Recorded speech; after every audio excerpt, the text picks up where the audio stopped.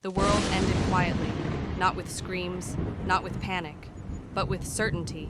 The sky above the ruined capital fractured like glass, light tearing through the clouds as ancient magic gathered overhead. Stones floated, air burned, and at the center of it all stood Aria. She did not struggle, she did not beg, because she already knew how this story ended. They stood before her in a perfect circle. People she had fought beside, people she had trusted. Their expressions were calm, relieved, as if removing her from the world was not betrayal, but correction. One of them stepped forward, not to defend her, not to speak, only to turn away. That was when Aria understood. The chains formed without resistance, cold, precise. They bound her body, but not her will. Above her, the execution spell finalized its shape. Annihilation magic, clean, absolute. She closed her eyes, not in fear, but in acceptance. The light descended, the world vanished, sound disappeared, pain never came. There was only white, then nothing, a void without time, a silence so complete it felt eternal. And then, Aria opened her eyes. Soft light greeted her, wooden beams above, a familiar ceiling. She was lying in a bed, breathing, alive. Slowly, she sat up. Her hands trembled, not from fear, but disbelief. This room, she knew it. Every crack in the wall, every sound of the floor. She stood. And then she saw the mirror.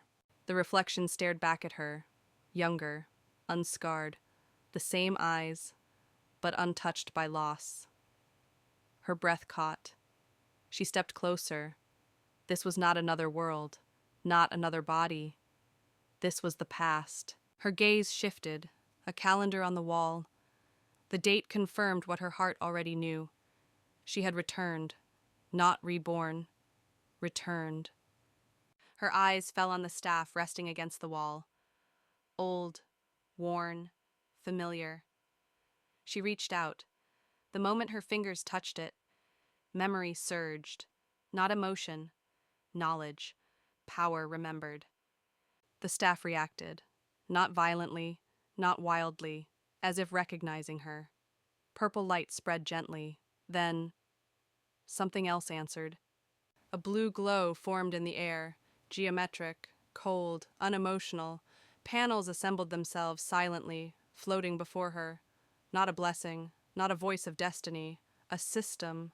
Aria did not panic. She did not gasp. She watched, listened, understood.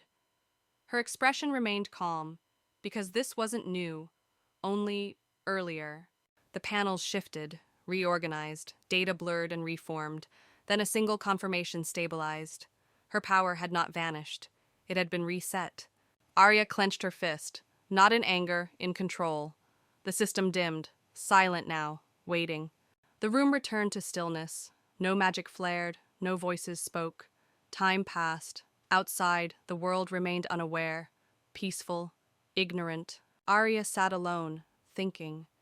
She remembered everything, the betrayals, the execution, the future that had already killed her once.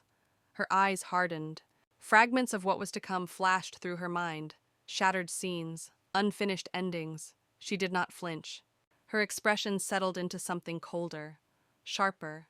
This time, she would not trust blindly. She would not stand at the center of the circle. The staff rested beside her, silent, obedient. She stood, turned away from the fading light. Outside, the city slept peacefully, unaware that history had just changed. Aria took a breath and stepped forward, not to save the world, but to control it.